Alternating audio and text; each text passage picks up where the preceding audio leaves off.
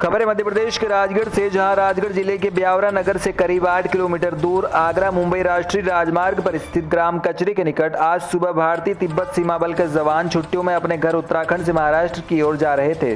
ग्राम कचरी के निकट उनकी मिलिट्री फोर्स कंपनी की गाड़ी अनियंत्रित होकर पलट गई। गाड़ी में सवार 8 लोगों में से ड्राइवर सहित 4 जवान घायल हो गए, जिसमें एक की हालत गंभीर है। घायलों का सिविल अस्पताल ब्यावरा में उपचार किया जा रहा है।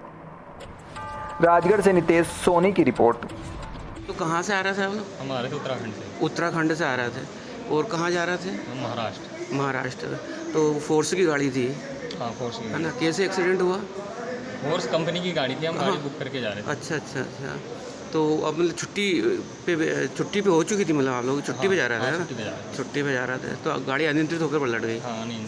अच्छा, कितने लोग थे उसमें? हम 8 लोग थे, 2 ड्राइवर, सेव करी। अच्छा अच्छा।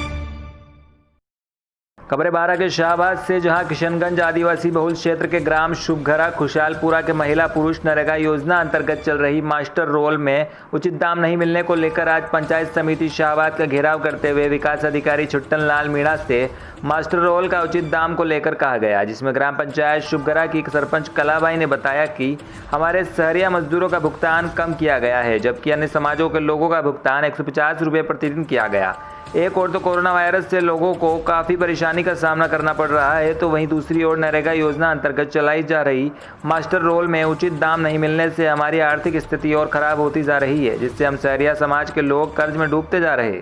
वहीं शाहबाद कस्बे में शहरिया महिला पुरुष द्वारा धारा 144 एवं सोशल डिस्टेंस की खुलेआम धज्जियां उड़ती दिखाई दी। शाहबाद आदिवासी क्षेत्र में शहरियों के नाम पर कई योजनाएं चलती है, लेकिन शहरिया समाज को इसका फ़ायदा नहीं मिल पाता, तो वहीं मनरेगा में कार्य करने को मजबूर हैं, जिसमें भी लोगों को पूरा भुगतान नहीं हो पा रहा, जिससे लोगों को आर्थिक तंगी का सामना करना पड़ रहा है। शाहबाद से लेखराज शर्मा की रिपोर्ट। शुभघरा ग्राम पंचायत की मनरेगा की लेबर आई हुई थी, उनके द्वारा लिखित में शिकायत दी है कि हमारा जीटीए द्वारा जो मूल्यांकन किया गया वो कम किया गया है। इसके लिए कमेटी बना के जांच करवा ली जाएगी। झालावाड़ जिले के घाटोली क्षेत्र के लहास गांव के नजदीक एक ट्रैक्टर और बाइक की आमने सामने भिड़ंत हो गई। भिड़ंत इतनी जबरदस्त थी कि बाइक सवार एक युवक की मौके पर ही मौत हो गई व दूसरे ने अस्पताल में दम तोड़ दिया। मिली जानकारी के अनुसार मृतक बाइक सवार मोहनलाल और छीतरलाल दोनों कामखेड़ा थाना क्षेत्र के सरड़ी गांव के निवासी थे, जो दोनों गांव लौट रहे थे, लेकिन रास्ते में लाश गांव के यहां पर सामने से आ रहे ट्रैक्टर से इनकी बाइक की भिड़ंत हो गई, जिससे यह घटना घट गई। मैं सूचना पर घाटोली पुलिस ने मौके पर पहुंचकर शव को मोर्चरी में रखवाया और दोनों शव का पोस्टमार्टम कराकर परिजनों को सूचित कर दिया। ट्रैक्टर चालक के खिलाफ मामला दर्ज करके पूरे मामले की तफ्तीश की जा रही है। झालावाड़ से हरिमोहन चौड़ावत की रिपोर्ट।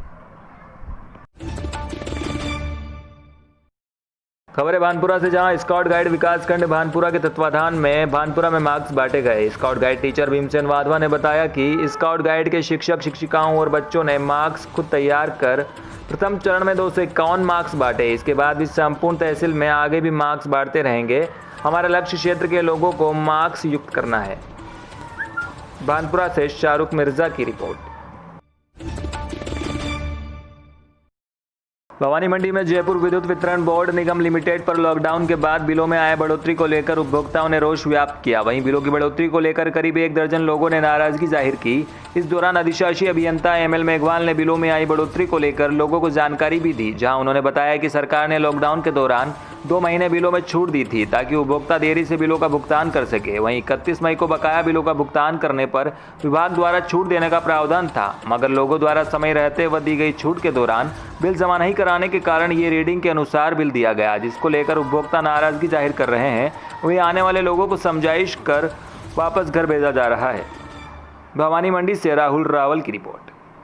हमने जो बिल जारी करे थे वो अप्रैल और मई माह के जो बिल लोग के जारी करे थे, और अभी 1 जून को स्पॉट बिलिंग हमारी हुई है, तो उसमें जो अप्रैल और मई की जो रीडिंग थी वो माइनस होके जून के बिल में क्या नाम से वो बिल एक्चुअल उसका आया है, और जिसने 31 मई को जो जमा कर दिया उसको बाकायदा 5% इस बिल में छूट दी गई है, और जिसने 31 मई को बिल जमा नहीं करा उसको किसी टाइप की कोई छूट नहीं है। बिल की एवरेज बिल से ज़्यादा जो बिल आए हैं उसकी बढ़ोतरी को लेकर लोग यहाँ पर आए हुए हैं। नहीं, एवरेज वो सिस्टम अपना आप पकड़ता है। अच्छा, सिस्टम अपना आप एवरेज पकड़ता है। उसकी एक्चुअल रीडिंग जैसे 1 जून को आई है तो उसमें अपना वो माइनस होकर जो बिल उसको देना वो उसका रीडिंग का बिल आ गया है। फिर भी अगर लोगों को समझ में नहीं आ रहा तो हम उनकी मौके पे जाके रीडिंग चेक करवा रहे हैं कनिष्ठ अभियंता से। रीडिंग में किसी तरह का कोई हेर फेर नहीं है, एक्चुअल रीडिंग के ही बिल हैं जो उनके मांगते हैं। यानी कुल मिलाकर जो जून तक जो छूट दी गई थी, छूट का अकॉर्डिंग अगर बिल जमा नहीं करा तो हाँ, वो बिल आया। 31 मई तक जिसका पूरा बिल जमा होना था उसी को छूट जून के बिल में मिलनी थी, लेकिन जिसने 31 मई तक बिल जमा नहीं करा उसको किसी टाइप की कोई छूट नहीं। जो रीडिंग के अकॉर्डिंग बिल आ रहा है। हाँ, वो रीडिंग के अकॉर्डिंग ही बिल आया, क्योंकि सरकार के निर्देश थे कि अप्रैल और लॉकडाउन के में स्पॉट बिलिंग करनी नहीं थी। अपने क्या नाम से रेड जोन था, किसी के घर पे जाके बिल हम निकाल नहीं सकते थे, इसलिए वो लोग के बिल दिए गए थे। झालावाड़ जिले के गंगधार उपखंड के अंतर्गत निवास करने वाले घुमंतु और अर्धघुमंतु जाति प्रकोष्ठ के पदाधिकारियों ने आज प्रधानमंत्री के नाम तहसील कार्यालय में ज्ञापन सौंपा, जिसमें मांग की गई कि आदिकाल से देश में 840 जातियों के लोग देश में निवास करते हैं, जिसमें आज शिक्षा एवं आर्थिक रूप से पिछड़ी हुई जाति को आर्थिक संबल प्रदान करने के लिए आगामी मानसून सत्र में 10% आरक्षण की व्यवस्था की जाए। इसके लिए संविधान में संशोधन कर उक्त जातियों को आरक्षण देने की व्यवस्था की जाए, ताकि विमुक्त घुमंतु एवं अर्धघुमंतु जातियों के लोग समाज के साथ कंधे से कंधा मिलाकर चल सके और आर्थिक स्थिति में सुधार हो सके। ज्ञापन सौंपने के दौरान प्रदेश सचिव राजस्थान लक्ष्मण कंजर कोलवा, जिला अध्यक्ष ओंकार लाल, जिला उपाध्यक्ष कालूलाल कंजर, पटेल टोकड़ा सहित बड़ी संख्या में प्रकोष्ठ के सदस्य उपस्थित रहे। चौमला से रमेश मोदी की रिपोर्ट। ड्यूटी के लिए अपनी खुशियां कुर्बान करने वाले पुलिस की कोई कमी नहीं है। ऐसे ही पुलिसकर्मी की कहानी हम आपको बता रहे हैं जो झालरापाटन थाने में तैनात हैं। कांस्टेबल हेमराज पुलिस की गाड़ी में महत्वपूर्ण भूमिका निभाते हैं, गाड़ी में अनाउंस का कार्य करते हैं। पिछले 23 मार्च से ही लॉकडाउन के समय से लगातार शहर में लोगों को समझाइश और घूम घूम कर अनाउंस कर रहे हैं, ताकि कोरोना की जानकारी मिल सके और पुलिस का रौब व दबदबा भी कायम रहे। हेमराज 23 मार्च से लगातार कोरोना क्षेत्र झालरापाटन में ड्यूटी कर रहे हैं। दिन भर गाड़ियों में बैठकर अनाउंस करते हैं, उनको गलियों, बाजारों, सड़कों से घरों में जाने की हिदायत देते हैं, ताकि लॉकडाउन की सख्ती से पालना हो सके और खाकी का रुतबा भी कायम रहे। मगर जनाब, पिछले 3.5 महीने से हेमराज घर नहीं गए। घर से लगातार फोन आते हैं, हाल चाल पूछा जाता है। 12 मई को शादी की सालगिरह भी थी, नहीं गए, ड्यूटी में जुटे रहे।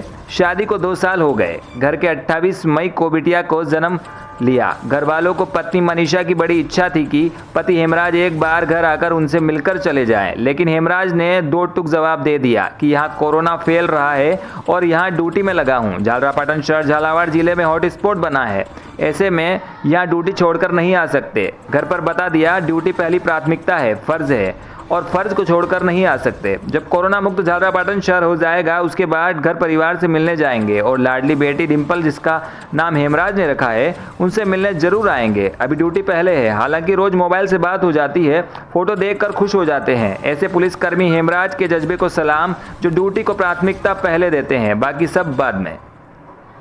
झालावाड़ से हरिमोहन चौड़ावत की रिपोर्ट। क्या नाम है आपका? मेरा हेमराज नाम है। झालावाड़ ज़िले से भर्ती हूँ, बेल्ट नंबर 1402। अभी थाना झालरापाटन में पोस्टेड हूँ। कितने समय से कोरोना में ड्यूटी कर रहे हैं? मैं 22 मार्च से कोरोना में बराबर ड्यूटियाँ चल रही है और गाड़ी के साथ में श्रीमान SHO साहब के साथ में ड्यूटी चल रही है, गाड़ी के साथ में, और गाड़ी के साथ में ड्यूटी कर रहा हूँ।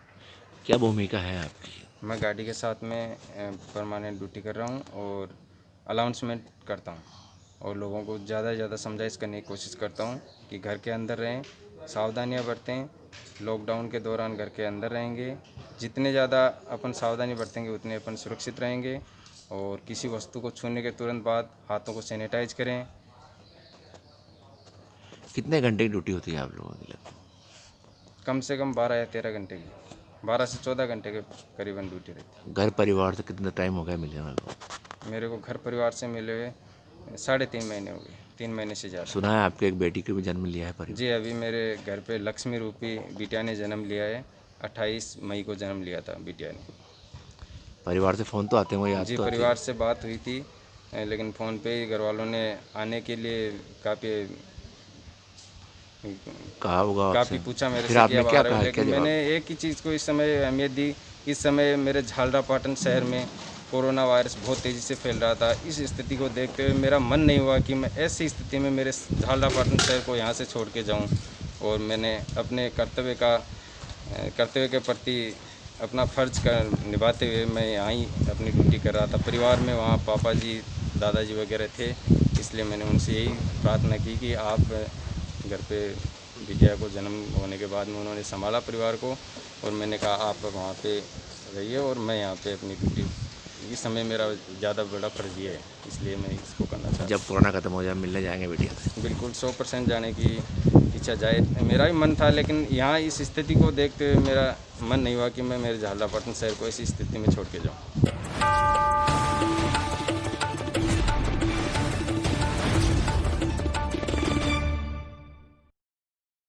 SK media news play store के डिजिटल प्लेटफॉर्म पर अब आ गया है Hindi news app. Daily news, watch news videos और मोबाइल के एक ही स्क्रॉल पर न्यूज स्टोरीज, ब्रेकिंग न्यूज, सीधे लाइव अपडेट्स, इलेक्शन की हर ताजा अपडेट्स, स्पेशल स्टोरीज, देश प्रदेश की लाइव अपडेट्स, सिर्फ आपके मोबाइल में हर जगह हर समय। Download now SK media news.